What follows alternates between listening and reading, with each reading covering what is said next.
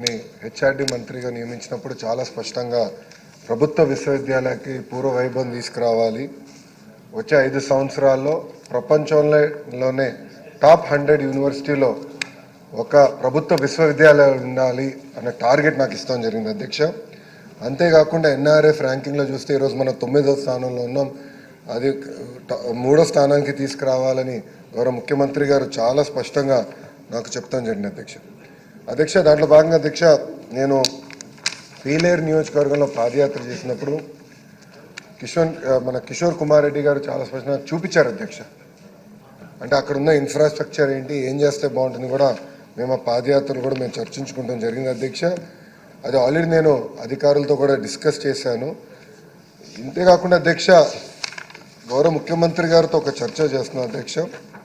ఒక్కొక్క జిల్లాకి ఒక్కొక్క విశ్వవిద్యాలయం ఉండాలని నేను ప్రధానంగా కోరుకుంటున్నా. ఒక పక్కన ప్రభుత్వ విశ్వవిద్యాలయం, ఇంకో పక్కన ప్రైవేట్ విశ్వవిద్యాలయం, ఈ రెండు కూడా మ్యాచ్ చేసి యూనివర్సిటీ జిల్లాకు ఒకటి ఉండాల్సిన అవసరం ఉంది అధ్యక్ష.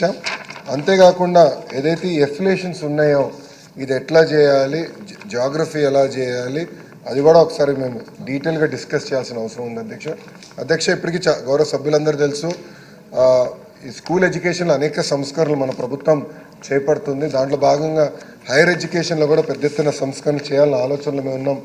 ఒక పక్కన యూనిఫైడ్ రూల్స్ తీసుకొస్తే ఎలా ఉంటుందన్న డిస్కషన్ స్టార్ట్ చేశాము. రోల్ ఆఫ్ కమిషనరేట్ ఏంటి, యాప్షీ ఏంటి, కరికులం రీవ్యాంపింగ్ ఏంటి, అన్నిటిపైన చాలా లోతుగా మేము చర్చిస్తాం జరుగుతుంది అధ్యక్ష. సో గౌరవ సభ్యులు కిషోర్ కుమార్ రెడ్డి గారు చెప్పిన దానిపైన చాలా సీరియస్గా ఉన్నాను. ఎందుకంటే ఆ రోజు పాదయాత్రలో మనం డీటెయిల్గా డిస్కస్ కూడా చేస్తాం జరిగిందన్న. సో ఇది నా మనసులో ఉన్న విషయం, చాలా సీరియస్గా తీసుకుంటున్నాను. త్వరలోనే మీతో చర్చించి దీనికి ఆమోదమైన పరిష్కారం చూపించే బాధ్యత మేము తీసుకుంటాం అధ్యక్ష. ఇప్పుడే ప్రశాంత్ రెడ్డి గారు కూడా చెప్పారు అధ్యక్ష.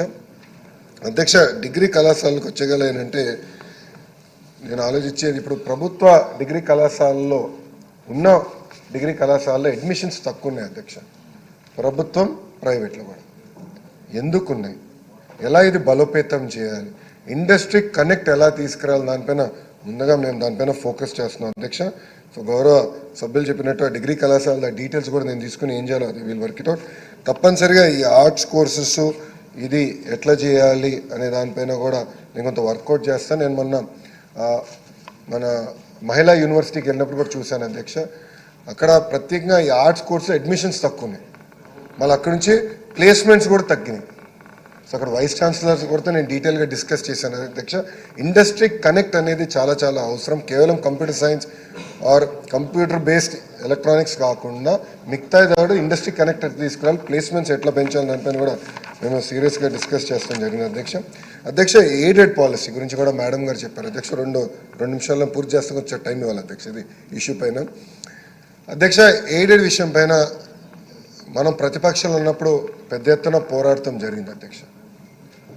ఆనాడు ఎయిడెడ్ వ్యవస్థని మేము రద్దు చేస్తున్నాము అని ఏకపక్షంగా ప్రభుత్వం తీసుకుంది. ఎయిడెడ్ కళాశాలలో పెద్ద ఎత్తున విద్యార్థులు ప్రజా సంఘాలు ధర్నా చేస్తుంటే పోలీస్ సోదరుల్ని డిగ్రీ కళాశాల లోపల పంపించి పిల్లలపైన ఆనాడు లాఠీచార్జ్ చేశారు అధ్యక్ష. నేను ఆ రోజు ఎమ్మెల్సీ అధ్యక్ష, నేను కౌన్సిల్లో మాట్లాడాను. ఎంతమంది గొప్ప వాళ్ళు ఎయిడెడ్ కళాశాల నుంచి బయటకు వచ్చారు. విశ్వవిఖ్యాత నడసార్వభౌమ స్వర్గీయ నందమూరి తారక రామారావు గారు కూడా ఎయిడెడ్ కళాశాలలో చదివిన వ్యక్తి అధ్యక్ష.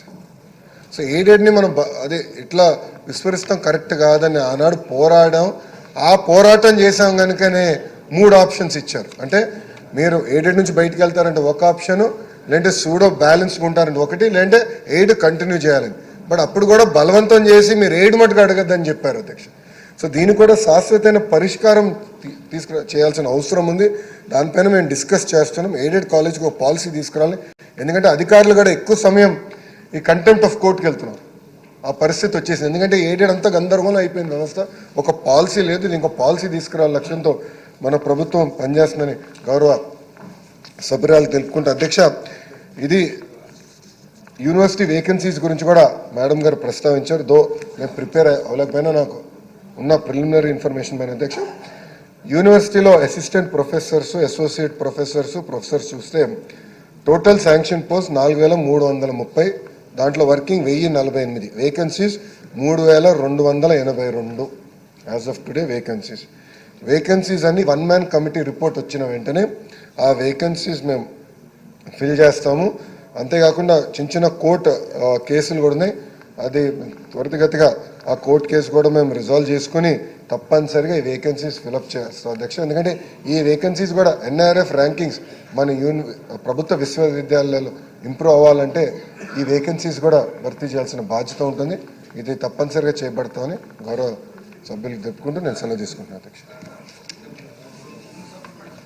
సప్లిమెంటరీ ఇంకా ఆన్సర్ వచ్చింది వాళ్ళకి.